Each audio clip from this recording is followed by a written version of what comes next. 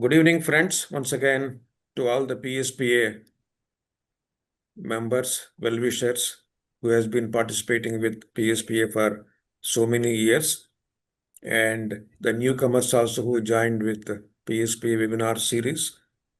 The first one was completed last week, and this is the second in the series. Third one is on 22nd and fourth is on 24th October. I request all those who are here today as participants, if your friends are there, kindly inform them to join immediately without much delay further. Many of you know about PSPA, so I need not give an introduction about it.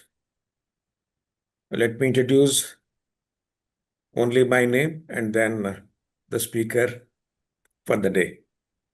Most of you know about my name, Rajendra Prasad, the PSPA president. And today's speaker is Mr. Anand Krishnamurthy, as already mentioned in the poster and also the details here. One of the renowned IKS expert who has been teaching since the age of 16. He was a computer scientist, but turned as pedagogue, and also an international award-winning thought leader, a certified senior leadership coach. He has trained over 1,000 plus teachers and also coached school leaders and 100 plus schools across the country. And he has been recognized an authority on IKS. He is also many CBSE and also those who know well about the NEP 2020 knows about Parak. He is Parak appointed resource person from MOE. His thought leadership is featured in national and also international reputed conferences and summits. One example is the Nobel Prize Teacher Summit at Stockholm and also Ministry of Education Roundtable meets. He has been featured there. And currently, he is the Chief Education Officer at Zista 3E4I. And all of you know well, today's topic is IKS as a comprehensive educational backbone. With this short note, I welcome Mr. Anand Krishnamurthy, and please make a note of the points what you have been listening in the last session also and now also. And at the end of the session, you can ask the chat box questions. Based on that, we will answer which are more relevant, which are more meaningful questions. Once again, I hope you will definitely have a wonderful session today. Over to you, Anand sir. Thank you. Welcome everyone. I know this is a day, it's a day of festivity, and people have still made time to come for it. So happy Dhanteras to everyone. Those who observe it, happy Tula Sankraman as well. So without further ado, I'd get started. But before I get started, I just wanted to have a quick check of, is everyone comfortable with English, or would you prefer that I did a mix of English and Hindi? So if you could put it in the chat, whether a mix of English and Hindi or English alone is sufficient. Only English, only English. Okay, perfect. Yeah, we'll go with that. We'll go with that. Alrighty. I'd like to start with an invocation.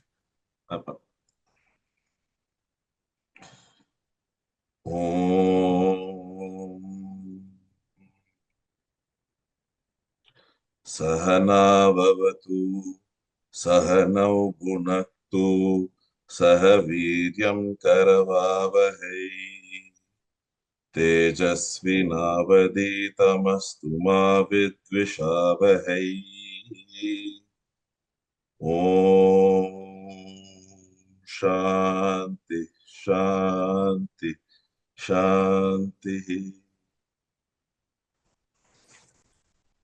And for those who understand the Devanagari script, it's right there. And for those who prefer the English script, it's there as well, with the Shabda Vichhed. A lot of times, folks tend to pronounce the words in a flow and it ends up meaning something different. The English version has each of the words split so that each one is actually meaningful out there. We will come back to what I just did. So this is an invocation, and this has got a variety of implications and issues related to this. So I will come back to this later on. So on this note, I'd like to go forward. And I'd like to start from where Raghavji left off in the previous session, right? He introduced us to the range of things.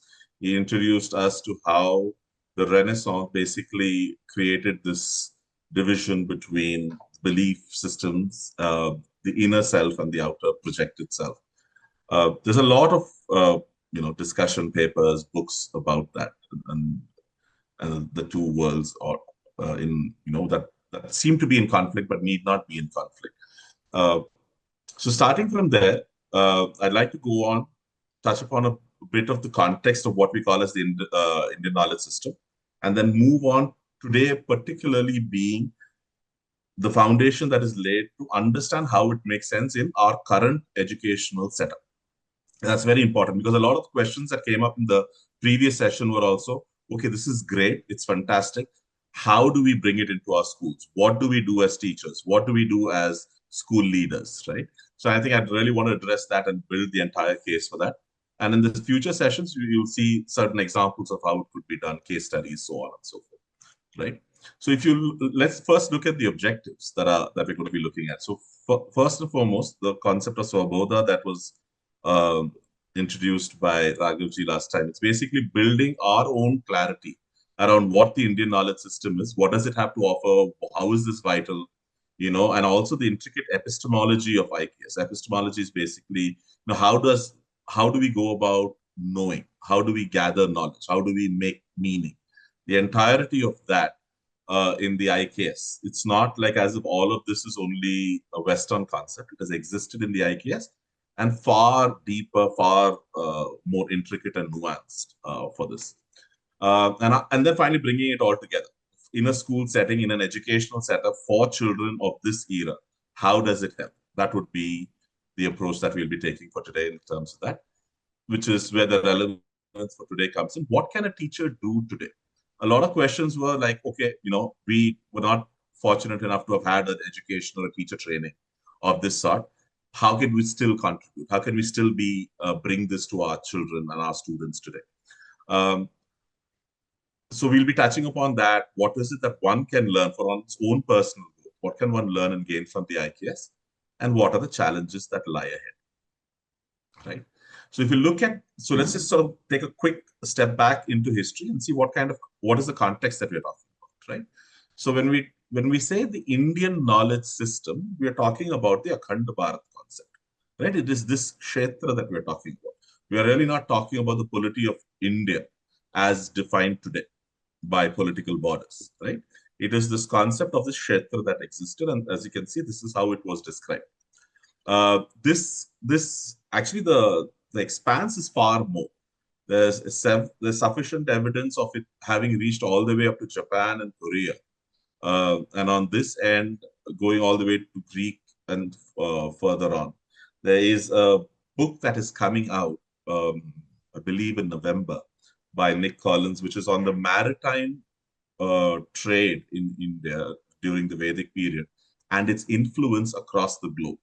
It's a very seriously researched book. So it's not something like, a random set of associations or just feeling proud about it. We need to see that this was the extent of influence.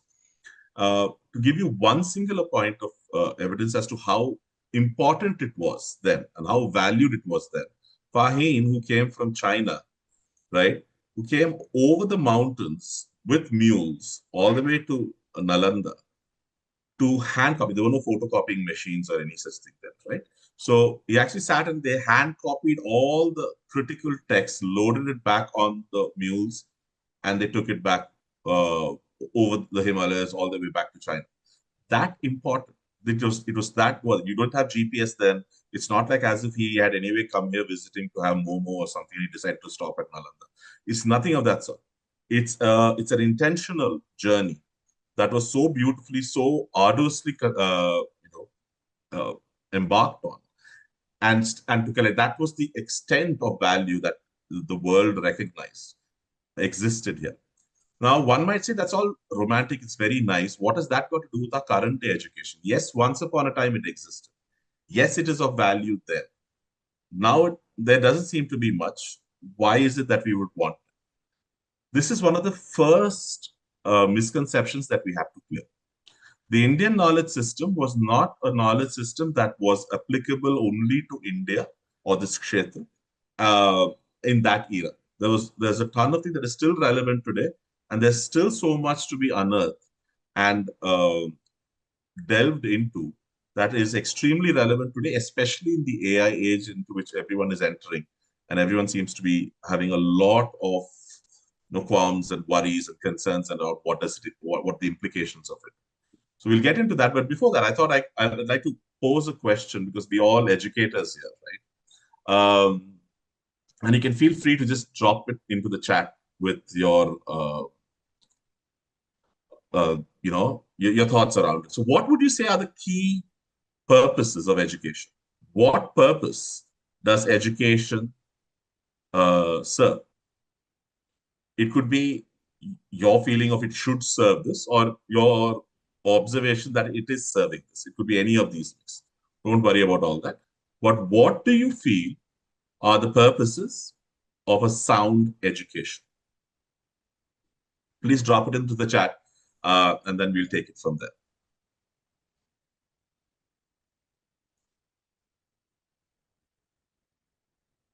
So there's an individual purpose, there's an individual growth, and an individual thing. Fantastic. Character building. Being human, I suppose. Expansion of the mind. Janki, if you could elaborate on what you mean by education for life, that would help. Building responsible citizens, empowerment. Fantastic. Please keep dropping it in, and I'll keep coming back to it later on. But just in the interest of time, I'm going to move to the next slide, which captures a lot of what you would be seeing right now. See, most of the time when you observe around the world, our sense of what is the purpose of education starts with pretty much what on the chat it started, right? With individual achievement and growth, right? And then we talk about the societal and cultural elements that a person will accomplish, right? We move on to then employability and this person being of use to the economy. We then look at the ecological and environmental purposes that this person's education can help them serve. And we also have elements of creativity, innovation, etc. So all of these things come together.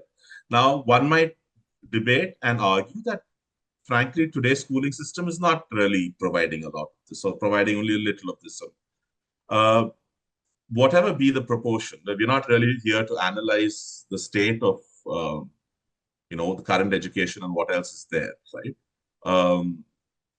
There is a sense of some of these, to a certain degree, are being delivered.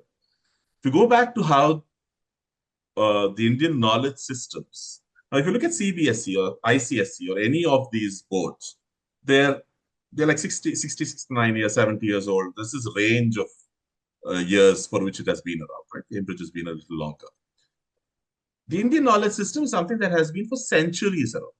So if I ever went to a school and I wanted to know the creds of the school, I'd ask how old is the school and which board do you associate with. If the board is a long-standing board which has delivered results, I'd assume that this is a good school to get my child in. The interesting part, if you just talk about creds, the Indian knowledge system, and education is just one of the knowledge systems and all of that. But in the Indian knowledge system, that has existed for thousands of years. Right? It's not something that's just, proved itself in the past 5 years or 10 years. It's not this. And as Raghevji also mentioned, it's not something that is finding validation now because of a government's thrust. The Indian knowledge system is sound and fairly thorough, whether a government supports it or not. It doesn't require government support because it has existed for centuries on it. So what is it that the Indian knowledge system is then placing as its base, its foundation, right? So if you go into that, primarily the foundational principles in the Indian knowledge system, the most obvious one is to understand the world around us, right? So I need to understand trees, I need to understand how mountains are formed, what are earthquakes, how's a volcano, what is a metal, non-metal, all of these things, right? Typically, whatever is there in the world around me. So this is very, very important. And this was there. So the next question was, okay, what else? The Indian knowledge system, irrespective of what you're talking about, it's not just about education. And I'll give you examples of that in a bit. No matter what the system, the next element was equally important, which is to understand the world within the person. So it was not just about the world outside the individual, but it's also the world within. And this, one might say, oh, it's so difficult to assess. How do I put an exam for it? Those were secondary considerations, and there are multiple ways of actually demonstrating the maturity of what is there within. But the Indian knowledge system didn't stop there. It went one step further and said, fine, you've understood the world within. You've understood the world without, that is outside of me. There is a world that is transcending all of this. So no matter what knowledge system you pick, you will notice that this cycle or this comprehensiveness was always provided. So let me give you an example of, say, a carpenter. Now, I might be a carpenter. There is a knowledge system for carpentry in India. I will learn about the different kind of woods. There's teak, and again, there's Burma teak and Assam teak, and there's sal and mahogany and ebony and deodar, shisham and mango and cassia, and so many different kinds of woods. Now, and all of the woods, what goes for which furniture, all of this thing I can know. That is the world without. Who prices what more, which is more costly, red sandalwood, all of those kind of things I will know. You know how important the sonority. That is why the Japanese musical instruments use red sandalwood, right? So all of that, the timber of the wood, every single thing I can learn about. But then there's an element of something within me. Why do I like working more with mahogany? What about mahogany gives me a freedom that I'm able to express and I really make it into anything else? Now, that's an exploration that was part of this Shastra as well. And beyond that would be this thing of building it and bringing out the best in the wood. Like there's stories that we hear from the West, right? Where Michelangelo, for instance, saw a piece of rock and everyone saw a piece of rock, but he saw the angel that was going to get carved out. And he had already seen it. Now that level is to which every craftsman was brought. So whether it was Natya Shastra or Vastu Shastra or Shilpa Shastra, whatever may it be, these three elements were always there. The same way is in the development of Nyaya, Tarka Shastra, Mimamsa, Vaisheshika. We'll come to those things later. So whatever the system or the Indian philosophical system or the knowledge system that was in place, this level of depth, this level of thoroughness was just by default always there. So now let's bring this. So with this sort of a foundation, what will that give us for an educational system? And why is IKS so important and thorough and comprehensive as a backbone? It's not like I would never ever recommend IKS as an extra period in a class. I'd say an IKS is sufficiently solid to be an entire board by itself, right? It could be the CBSE or the IB of India because it has that level of thoroughness. And I'll talk and I'll mention I'll go into what I mean by that. So, first of all, we need a system that is rooted. Sufficient research all across the world has shown that learning and education is a cultural element. It's not a mechanical assembly line process. It's highly cultural, highly contextual, and highly cultural, right? So let us root it in the earth, and hence the color scheme is very earthy. The IKS-based education has 8 things, in my opinion, to contribute. I've distilled it into these 8. Even in the previous slide, the 3 things that I talked about has been largely my reading of how I've seen across the knowledge systems. So if you look at the first one, right, is this implicit, not post-operational, implicit, right from the beginning, ab initio, right from day one, is this whole thing of connection, interconnectedness. And that's what even yoga means, right? To that level of the Natya Shastras, the Artha Shastra, wherever it is, very clearly said, in order to realize the highest in this Shastra, it is a yogi who can realize it. And a yogi is not someone who's sitting somewhere meditating, navel gazing, and doing a lot of asana. We have taken yoga to mean that. But if you study the original Patanjali's Yoga Sutra, the entire Yoga Sutra does not talk about asanas and exercises and postures, etc. It talks about consciousness and about how everything is so beautifully integrated. Now, that level of integration right from the outset is important. For those who are immersed in the IKS, it is very complicated and very difficult for us to break it into subjects because everything leads into the next thing. I am studying about, let's say, Kriya or Krida, and I can't help get into Ayurveda and then go into the asanas and the niyama and the yama and then move on to something. It's all just happens. They're all very beautifully and very naturally integrated. Even the food that we eat, right, is very beautifully connected to every element of what it is, right? So this is something that is important. The second thing is to look at the entirety as a system.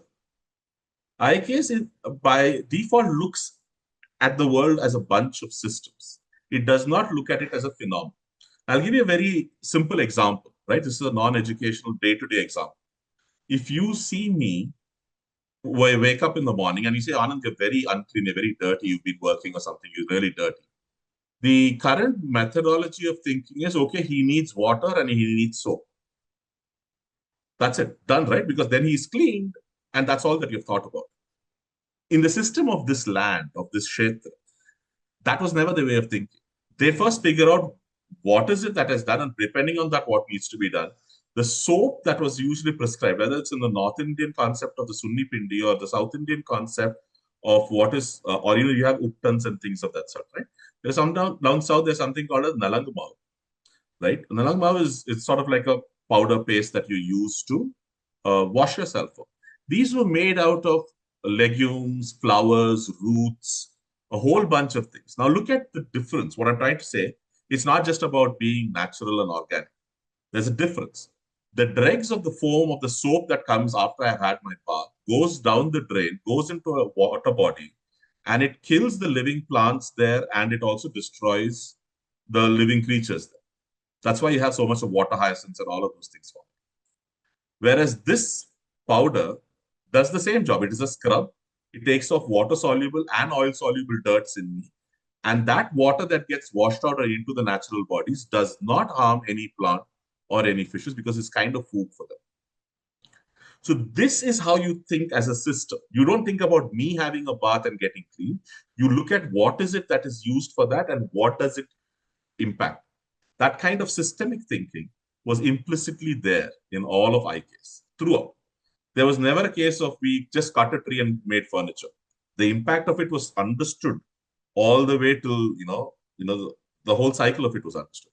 And speaking of cycles, they were able to see the atom and the atomic level concepts in the cosmic system, and they were able to see the cosmos in the smallest elements.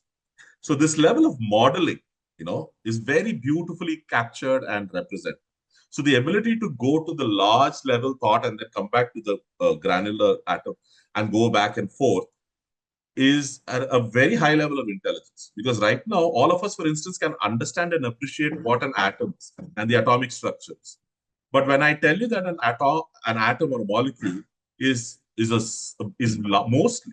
nearly entirely empty space, you cannot explain how this shirt is still staying on, or how am I able to sit on this chair, because everything is space now, right? If the space in an atom is largely empty, why am I not falling through the chair? I should be falling because they're all made of the same kind of atoms and molecules. So why is that not happening? But they were able to go down there, explain that, go back to the cosmos, explain that, back and forth. So if you look at the Surya Siddhanta, for example, beautifully it explains measures, metrics, calculations up to the cosmic level, and your entire the planetary system, and it also goes down to the anu. It goes down to the atom and explains things at that level as well. So with all of this, the next thing that was very logical was the cyclicity. They were able to see that everything was a cycle. Or if you look at the sort of the Western calendar system, it is a linear progression. It will keep on increasing. Whereas we repeat every 60 years. We have a Samvatsara concept. They saw patterns in the Samvatsara. They saw patterns in everything. they were able to personify as well. They were able to see that your breathing, as natural as it happens, there's a similar natural flow to air winds and the northwesterlies and the easterlies and all of those kinds. So they had this kind of modeling. They saw the cyclicity of things. They saw how things moved around in cycles, and that again helps in a grander thinking process. Which brings us to the nuances. So while all of this is great, it is very easy to just throw a theory up there and say that, oh, there's a Big Bang theory. This is how the world expanded. You'll notice that similar to the Big Bang theory, there are a lot of conceptions that are there in our Puranas and our Upanishads.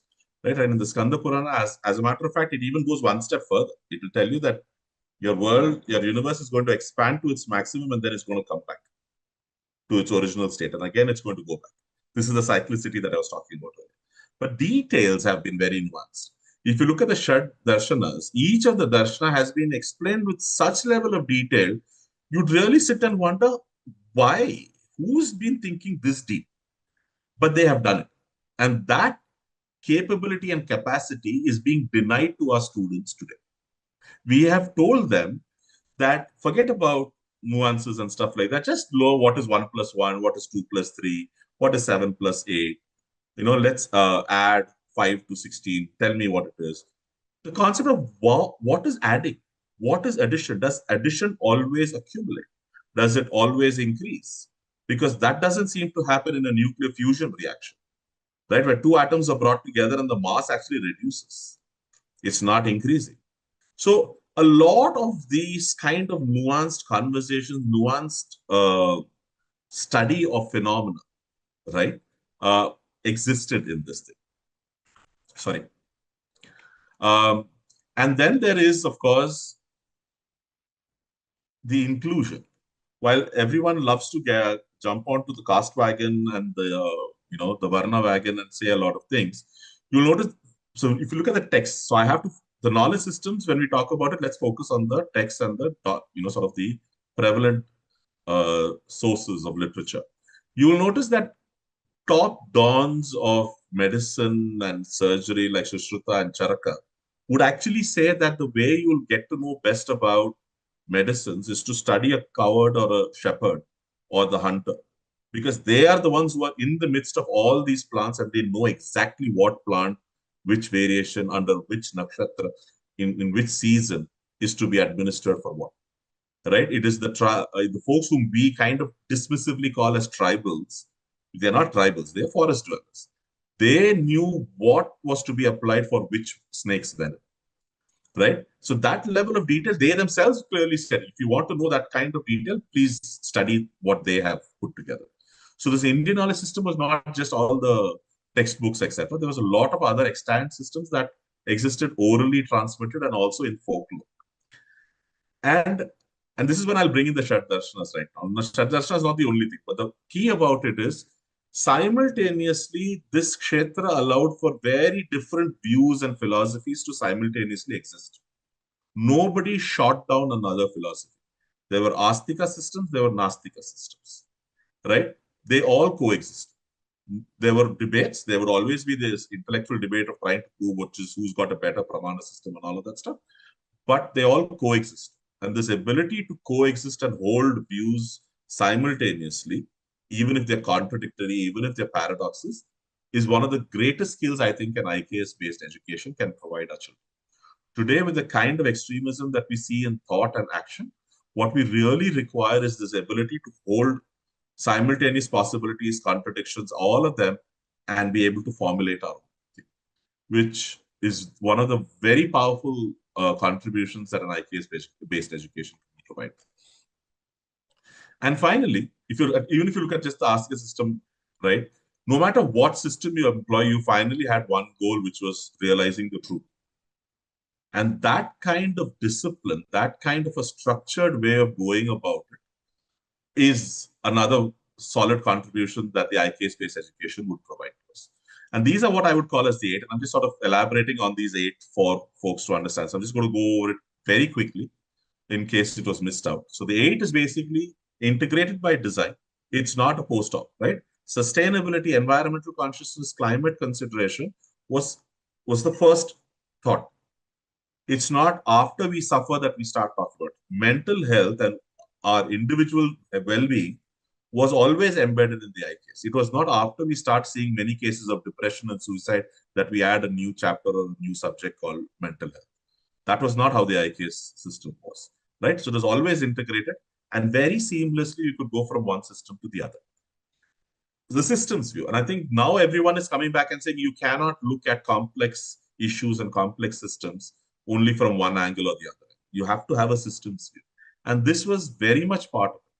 And not just about people. It included the ecosystem and its inanimate and animate objects and entities in.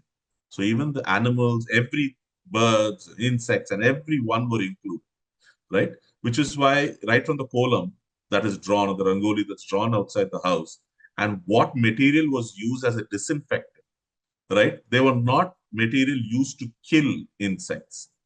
They were to ward them off.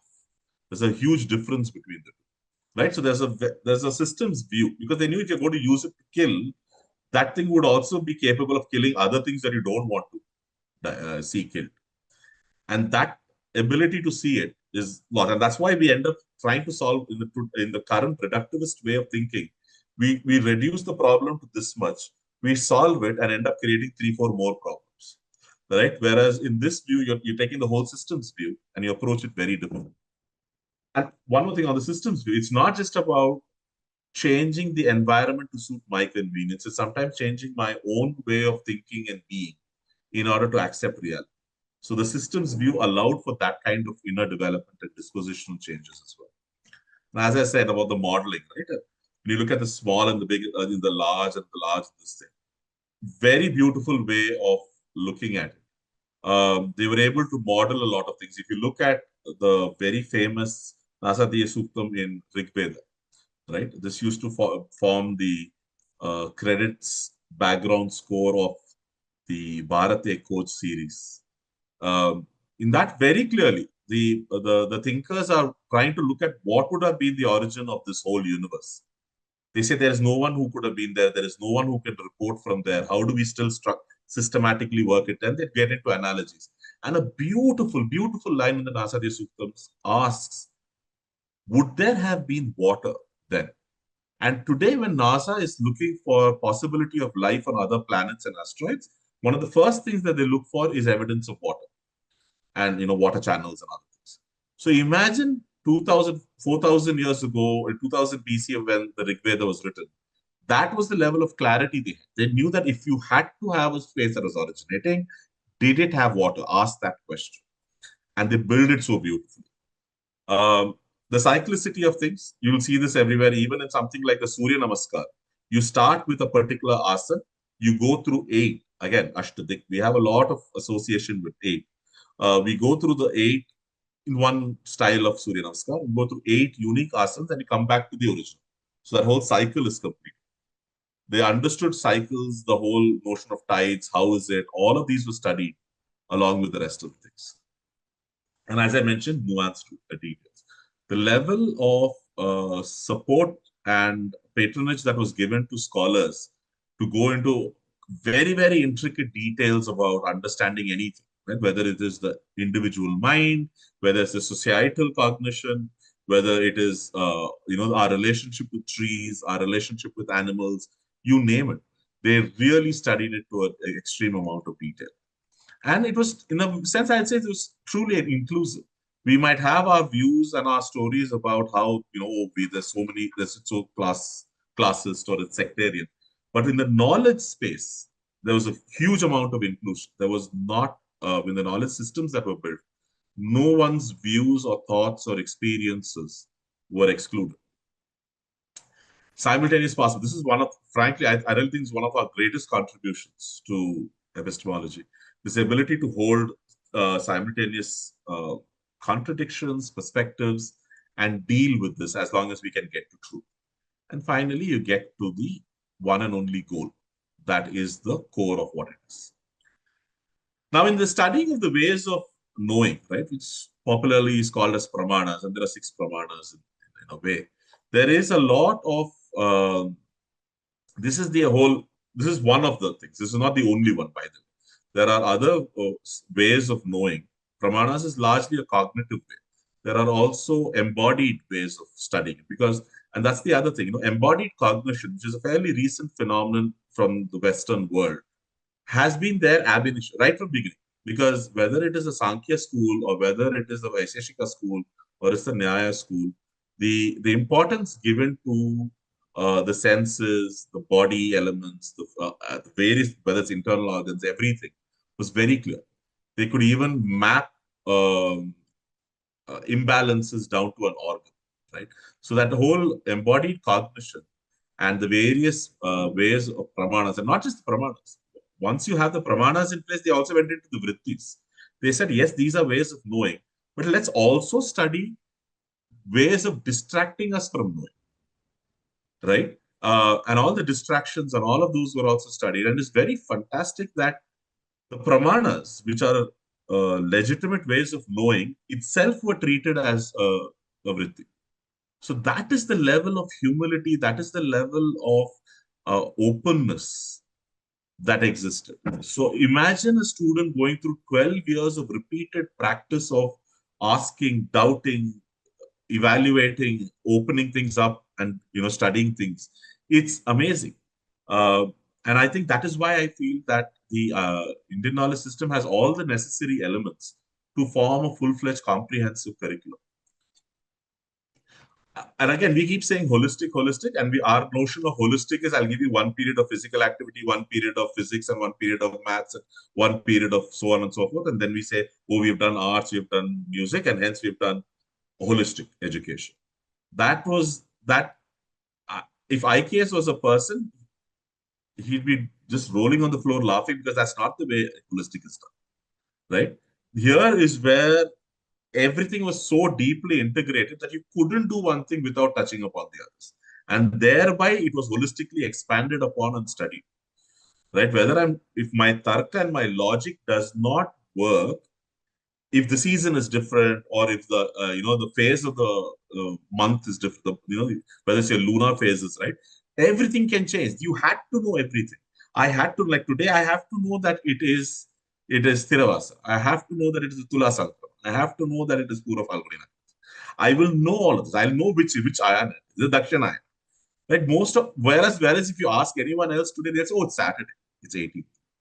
A very, very summarized thing of the whole cosmic phenomenon of what is happening around me has been summarized into 18th Saturday. Right? Okay, you get into the month and the year as well. But then there's so much more that you'd be brought into and be made aware of when you describe a day in the IKS system itself. So now for the teachers and for the educators, right? All of this is fantastic. This is great. We are convinced. Yes, IKS, great. All that is good. What do I do as an educator? So this is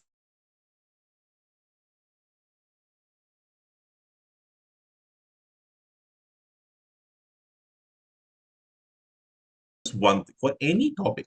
Start up, whatever your topic that you're going to be teaching, and consumers of this knowledge. Another way to look at it, it's not to say that, oh, this boy is good and this girl is good and that girl is not good and that boy is not. That is not what this implies. This really implies to say, what are the prior knowledges, right? What are the dependent knowledge elements and states of being that I have to ensure in order to introduce this topic, right? In Natya Shastra, there's this concept called as Purvaranga, which is basically that before the performance, and the performance is going to communicate some message, right? Before that is done, the audience need to be prepared. They cannot just be, allowed to come with all their baggage of the day and thereby watch someone dance. Yeah, it was nice, it was beautiful, very nice, nice costume, and go away. They are supposed to get the message. So there is this whole thing that is done, which could be via music, or talk, or just anything else, where you settle them and bring them into a state of receptivity, thereby letting the performance happen and ensuring that the message is likely to have gone. The similar thing is what is Adhikari, right? There are a lot of prior knowledge elements. There are dependent knowledge. Without this, you can't teach this. All of that has to be asserted here. Then you go to the Vishaya itself. What is the Vishaya that I'm going to be teaching? This is where your learning outcomes, etc., are mapped out. But also, what is it? How is it relevant to this thing? And that comes to the next one also. But what is the Vishaya? How can it be looked at? Everything is what you look at there. And then you go to Prayojan, which is to say that what is its value? What is the intent? Why must the student even learn this? What is, the current relevance in the thing versus saying that you will need it someday. It will be of use someday in your life. This hopeful messaging that we do in education doesn't work. That is why children are not able to understand why they're learning a particular viषय. And the sambandha. Sambandha is, to me, as an individual, why should I care about learning this subject? Sambandha is to other subjects, to a lot of other things, so that we bring it all together and say, this is why you're doing it. So if a teacher feels, okay, all this IKS and all is great, it's grand, it's huge, but I don't want to wait for 5 years before I do something, this is your easiest first step. Right? The Anubandha Chaturshaya is probably one of the simplest first steps to do. This is also, the NEP also talks about something called as Panchapadi, which is unfortunately was misprinted as Panchadi in the earlier versions of the NEP, but actually it's a Panchapadi. So basically 5 steps of how you prepare for a lesson, Aditi and all of those elements, right? Similar to that is this. These together are well-grounded principles that should be built. A teacher can do it. Now, let's say a teacher says, I want to go a little deeper. This is good. I want to go a little deeper. Then here is another offering. Any topic you pick up, ask yourself these questions in the form of preparation for teaching, as well as ask the students these questions, right? What are the direct sensory experiences that you can provide? Now, for example, I'm studying triangles. Blindfold the child and ask the child to walk through a various bunch of shapes. And what did they feel with their hands when they actually were touching various shapes? Right? I'm walking along a boundary wall. Which parts of the gate felt like triangles or triangular elements? Right? All of that are ways by which you can invoke this thought process as a response to this question. The next thing is, how can I actually build inferential, logical inferences? You have had an experience. I tell you, this is what you did. Then this happened. Then what did you do? Why did you do that? What would someone else have done? I build it so that you can naturally and logically build these facets of the topic that you're studying. Sometimes when I'm saying, okay, imagine you were milking a cow, right? So I'm showing you patterns that exist in this topic as well as in milking a cow. And how, you draw parallels between them and show how this thing is kind of applicable here also. And thereby get them to expand. Because this whole ability to have analogies, which is this very popular thing in some schools, which is called as explain like I'm 5. Right? So, sorry, I'm just looking at the chat and someone has asked, could you please repeat Anubandha Chaturshaya as a first step? I will just come to that in a second. Let me quickly wrap this up and then I'll come back. So that would be helpful. Yeah, just 1 second. Yeah, just checking. Right. So that is one. Then the same thing is, hypothesis, you have some postulates, you have some assumptions that you're making. You say, assume this, and then you go ahead with that. All of that, what are the assumptions I make? You just now told, now let's say, for example, suddenly I lose connection, right? Now, and I'm going on talking, but I don't see any response from anyone. So I asked the student, what do you think has happened? Is the problem at my end or is the problem at the other person's end? They said, so many connections couldn't have gone wrong. So the problem must have been at your end. I said, yes, but you're assuming that everyone is sitting in their own respective homes. What if I told you all the audience was sitting in the same school campus? Then the school's connection going means all of them went down. My connection is fine. You understand how the logical thing has made an assumption that every participant here is sitting in their own respective homes. It's not an assumption, it is the reality. But I'm just trying to say that this is how you can show and draw out assumptions in a lot of things. Then there is this whole thing called as where there is the absence, right? Especially when you want to show something like, is root 2 a rational number? You say, okay, let us assume it is. You're going by, making the wrong assumption and then saying, hence, not true, since this can't be true. Hence, it can't be irrational. Similarly, you can also prove by negation, prove by contradiction, prove by absence. There is this whole thing called as a Gestalt system. Let me just go back here and let me draw your attention to this thing here. This picture that you see, which has got a white triangle and another space level triangle, and you see these three circles. If you're able, are folks able to see that picture, that part of the element? Now, if you actually see, there is no triangle that is drawn there. There are three white angular lines which make you imagine a triangle. And the other part, which is cutting off a sector of each of the circles, makes you imagine an inverse, an upturned triangle. The triangle is not drawn. Nobody has drawn a triangle. And because you think the triangle has been kept on the circle, you're imagining a circle. Maybe I didn't draw. Maybe I only drew that Pac-Man-like thing. So do you understand how the absence can also create certain things, right? And finally, there are words, spoken words, axioms, universal truths. How can I use those to assemble? What is the universal truth that we are using in this study? All of these are things that can be used to go further, deeper. And this is sort of a way of, these are the English questions that one might ask to develop the same pramanas that we spoke about. Now, for the interest of the person who asked, I'll just quickly do this. This is the Anubandha Chatushtaya, and I'll show you a book where all of this is kind of explained, so don't worry. But these are the 4 steps you can go. Adhikari, the Vishaya, the Prayojana. Where am I going to use it? What is the intent, etc. And the Sambandha. How does it relate to me? Why is it valuable to me? What else does it connect to? So on and so forth. Right? So why are we doing this? Why should we do this? And this is where Sri Aurobindo made a fantastic statement, and I'd like to quote that. Right? It is a moral imperative because to leave the translation of the Nyaya Sutras and the entire Pramanas and all of this to a Western mind, and they will do it. They will do it.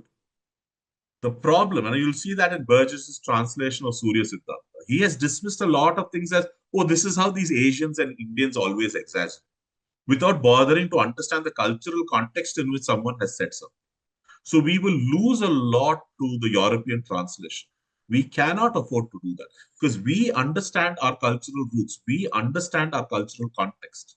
And hence it is extremely important that we take on the ownership of understanding the Indian knowledge system and nurturing it and ensuring its flourishing by embedding our educational system in this thing.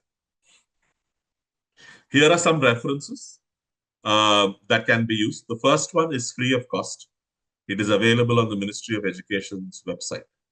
It's just recently, I think it's just a week old, and they published it. So you could look at it, and the whole Anubandha Chatushtaya is there right there, so you can look at this. Bhattacharya's article, which was Swaraj in Ideas, which Raghavji mentioned in his previous talk, this is from 1928. That is available in the, it's sort of been compiled. A lot of these beautiful, beautiful pieces have been compiled and put together as the Indian philosophy in English. This is Oxford University Press publication. So that is there. The other one is this. This is an introduction to Indian knowledge systems by Mahadevan and others. Very good. And then you have Mohan Raghavan and his team's publication of the Indian knowledge system. Right. The first one is free. The others are not. But they're all worth reading. These are good places to start. Right. And as I've told you, if you don't have the patience, you say, no, I will read, but I want to start something. Now I've given you the things that are there earlier. But if someone is super urgent and say, no, Monday morning, I want to start teaching my students something. Right? It's Diwali. So I don't know which student are you going to get. But let's assume you do get some student on Monday morning and you really are now convinced that you want to do it. Sorry, before I get to that. There are also all of these people, these various organizations in India. They're doing a fantastic job of studying, researching, putting together courses, programs. They're putting content together, all of them. You should reach out to any of them if you feel like you want to understand IKS better. The organization to which I belong, which is Zista 3E4I. I stands for impact. It is 3 E's, elevating education to excellence. So that's 3 E's for impact. And that's why it's 4I.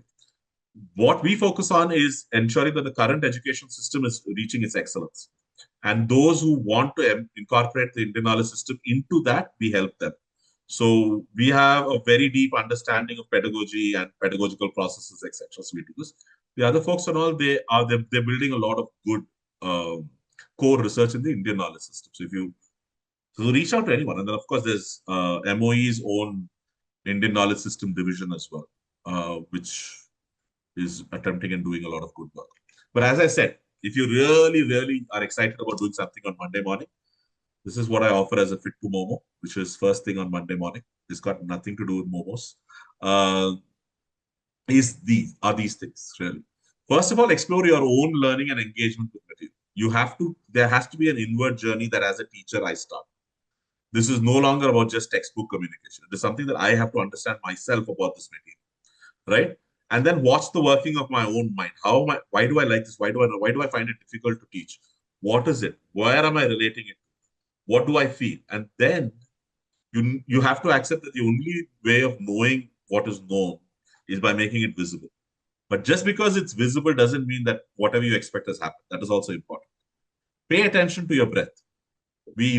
Across the world, we keep calling out problems. We have economic problems, we have sociological problems, we have every kind of problem, but we never ever in any of the white papers or manuals talk about the breath and the prana. This is extremely important. Breath is not prana. They're two different things. But you need to pay attention to your own breath as well as that of the students. Actively seek to integrate. Do not do it post-operation. Once I finish my syllabus, then I will do integration. Doesn't work. Study concepts and phenomena as systems. Do not just teach photosynthesis as what the plastics and all of those things are doing. It's a lot more. There's a whole system that exists. And do not hesitate to connect to the spirit.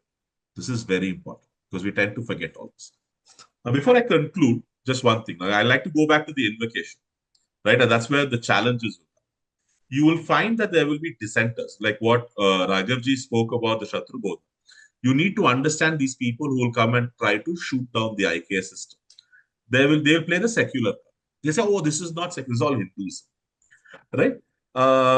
The Indian knowledge system and the way of India has been far more secular than any other imitation that has been attempting in the past few decades, right? That is why everyone was included. Just to give you a very real, you don't have to take my claim or my statement on it. Varamihira, when he wrote the Pancha Siddhantas, right? Of course, he had the Surya Siddhanta included in those 5, but 2 of them were Paulusha and Romaka, which is from the Greeks and from the Romans. So systems across the world were also incorporated. There was never a case of not including, and that was always the case. The next thing that a dissenter was, okay, it's all inclusive, but it's such a Brahminical way of thinking. All these Brahmins only are talking all these things. This has got nothing to do with us. This has got nothing of that stuff because there is nothing out here which is being only. This is a system constructed by everybody, by every single participant of this kshetra. So please do not let anyone convince you or tell you that this is a Brahminical system. The next thing that they will place, oh, it's everything is in Sanskrit. It's a very Sanskrit system. It's a North Indian agenda or something like that. They'll go on. You'll hear a lot of these things. Now, while you're studying a lot of things in English, is that a Christian agenda? That's not a Christian agenda, right? That's not anything else. See, the language then was Sanskrit. Yes, you have to study. If you want to know the original thought process, you will have to learn Sanskrit. There is no other way of it. But that is not a way of keeping things up. That is a way of just saying that, yes, learn. It's such a brilliant language, such a systematized language, with such an excellent grammar. Study it and then have access to such brilliant wisdom that is worth your time and gold. Right? Today being Dhanteras, I hope that is worth the time and gold. Then they'll play the diversity card. Right? Oh, this is not diversity. It's not so much. Again, as I was saying, there is nothing. Everyone is included. This is a knowledge system. This is not a belief system. There's a huge difference between belief systems and knowledge systems. Knowledge systems have existed down the ages. Right? Belief systems keep varying and changing. And then they'll say, oh, but there are so many societal evils in India. Shouldn't we first fix them before we talk about Indian knowledge system? I don't see anyone not owning an iPhone just because there has been slavery in America. So let's not have this kind of hypocritical view. There are societal evils. Let's fix them, but let's not throw the baby out with the bathwater. The Indian knowledge system has got immense value. So let us recognize that. lot of people say it's irrelevant to modern ways of life. On the contrary, these kind of deep things and philosophical systems are really what is the call of the hour across the board. There are too many sources. There are some people are singing a song about a knowledge system, someone has written it, and then there's a contradictory. How do we figure it out? Research will help you figure it out. Yes, there are various sources, but they are all coming together and is worth investing in. This will require massive teacher training. That's so difficult. Like, sure, even when IB was introduced to the world, it required massive teacher training. But you're training something on something you have lived. You've already lived it. In your house, they're saying many things that are part of Indian knowledge system.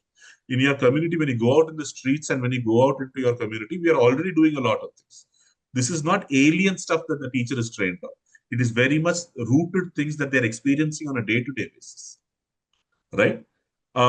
So the reason why I said I'll connect it back to the invocation is that invocation throws people off. They say, see, there he started off all Hindu chanting. This is not that. This is a thing of the, if you look at the meaning of it, it has got nothing to do with gods. The whole thing of Sana, it is actually talking about you and me coming together and becoming better. You and me learning together. You and me not having any animosity between us. Right? That is what that stands as. It is it's such a inclusive thing. And they say, oh, but it's all in Sanskrit. Like, okay, because that is the language of that time. Like how today's language is whatever, Hindi and broken Hindi and Bombaya and all of that stuff. That was the language that was used then. Nothing to do with gods. There's no gods in it, nothing in it. And there's a lot of this sort of things that we have to fight. This second last point is something you struggle with because we ourselves have not been trained that much in this. Some of us have chosen to be trained. Most people haven't. So for the teacher to face what is going on within can be very challenging. And that is something that we need to address and we'll need to look at. And of course, I don't see a big problem with the last point, but a lot of people imagine that before is that, oh, when I start doing all this, I'll suddenly become a madly nationalistic person and I will burn down everything that is not IKS. That's not what IKS is. If you are genuinely an IKS student, you will go so deep, you'll be so at ease with all that is happening in the world and how to include it all and bring it into a beautiful life and a coexistence that I don't fear this thing happening. But please do not step on the other side of it and suddenly say the IKS is the only thing in the world and everything else is bad. IKS is a civilizational concept, as Raghuji also mentioned, and it is applicable across boundaries. And with that, I shall stop. Thank you. Any questions, any things that there might be, I'll try my best to shed light on. Yeah. Thank you, Anandji. I request the audience, if you have any questions, kindly post them in the chat box immediately. The questions should be simple, straight, clear. Don't put paragraphs there. If you have any questions, please. Right, before you are typing the questions, let me give a brief narration of the session given by Anandji. I think this has given a very, as mentioned in the topic itself, comprehensive, but you have put it in a very nutshell.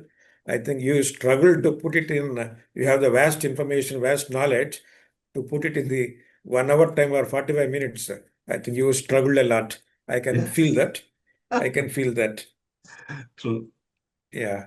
You are struggling because your mind is allowing to go, but again you are coming back because of time. True. This is very, very difficult for any teacher or any person of knowledge who want to give.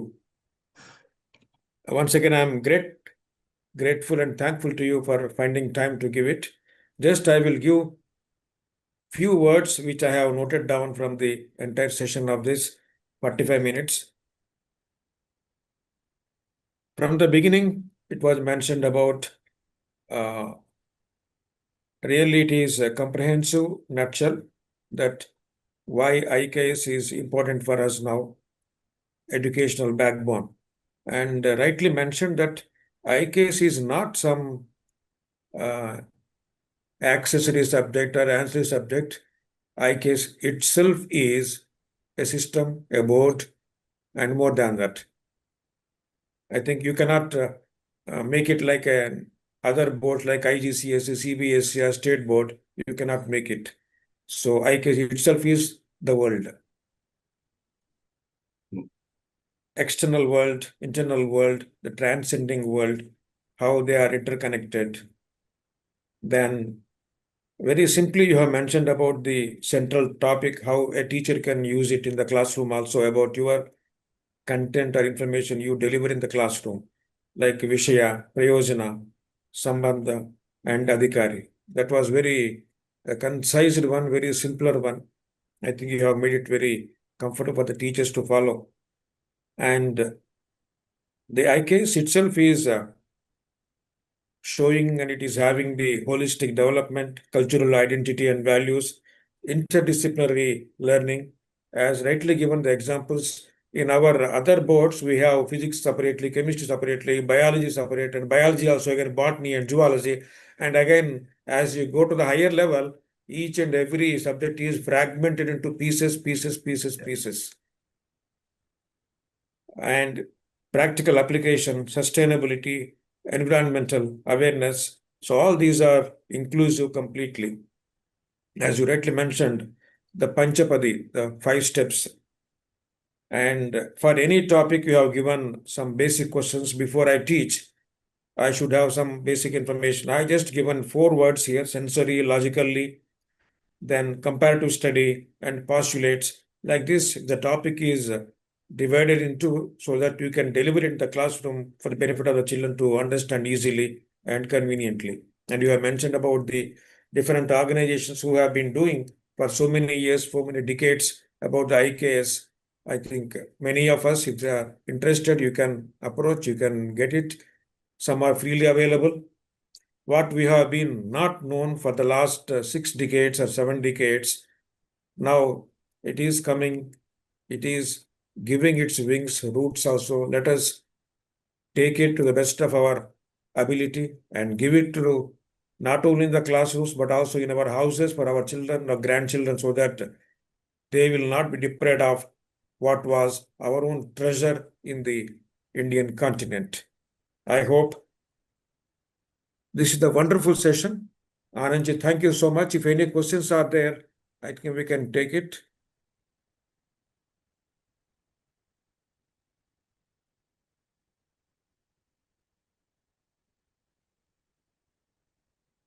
Someone mentioned that they lost the audio during the session when I started talking about Adhikari. As in the first book that I gave in the references section, that book is by the MOE. So that should, and that also talks about this. There's these 4 books. The first one is downloadable. It's a PDF copy. So you should get some. As someone was mentioning about the slides, don't worry. I will share with the audience and in the groups also. I request the answer he has already shared with. I will share with you. No need to worry. Because IKS is for everybody. All of you can take it, absorb it to the best of your ability, and give it to other people also. Yes. Someone asked about the initial 3 years doing 90% of the development. Now, that itself is a debatable number. But even if you wish to believe in it, and that's your choice, the beauty of the IKS is that the IKS system and the development of the individual starts well before the child is born. There is an entire system called as the Garbha Sanskara. And in the Garbha Sanskara, every single phase of the natal phases are very clearly covered. Beautiful. To the extent that even just recently that it was found out that within the first 3 months, after that is when the sex organs are formed. And in astrology, it is very clearly stated that you should never predict the sex of the fetus for the first 3 months since conception. So there are a lot of things that are known, a lot of things that were built up. So use those, and sure, you can go ahead. Help us to introduce IKS in the classroom. I've provided 2 slides on that as to the kind of questions that you could ask and actually build that. But the best way, if you're really serious, as I said, these references and the courses that are provided by the organizations, that would be a fantastic way to build. And there's a lot of Swavidya that you'll have to do. So Adhyayan is very, very important. You'll have to study on your own. That's the only way we've gone about it, really spending hours and days and nights studying these things and mulling over these things. So that's what. Absolutely. I Yeah, don't see even any I other request questions. all of you, first, before you take it to the classroom, you read it, you Absolutely. absorb it, then you digest it, then you take the fruit, what I can deliver in the classroom. When you are not able to understand it to deliver properly in the classroom, the children cannot understand it. It should be, it should be understandable to the level of those age groups in the classrooms. Whether you are going to the grade 4, grade 8, or grade 11, to their level, you have to understand.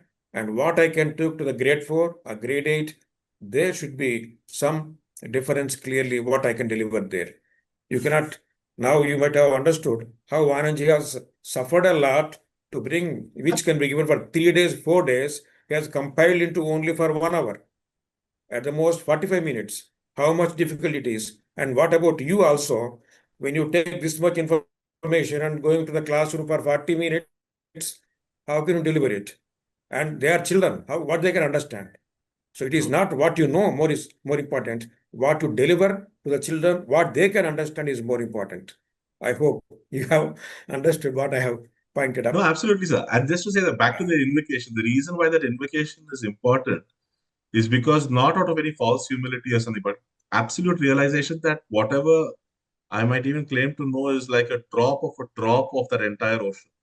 There's so Yes, much yes, to know that every absolutely. day morning we wake up thinking, oh, there's still so much to know, there's still so much to learn. And then you're like, yes, let's do it so that the students can benefit, the children can benefit. So if that is your motivation, you'll always find some way or the other. Thank you, Yeah. everyone. Thank you so much, Once sir. again, thank you. Thank you, Anandji, for the wonderful session. Thank you, all the participants. Let us wait for the next one, 22nd and 24th. Please join. Invite your friends also, those who are interested. Thank you once again. God bless you.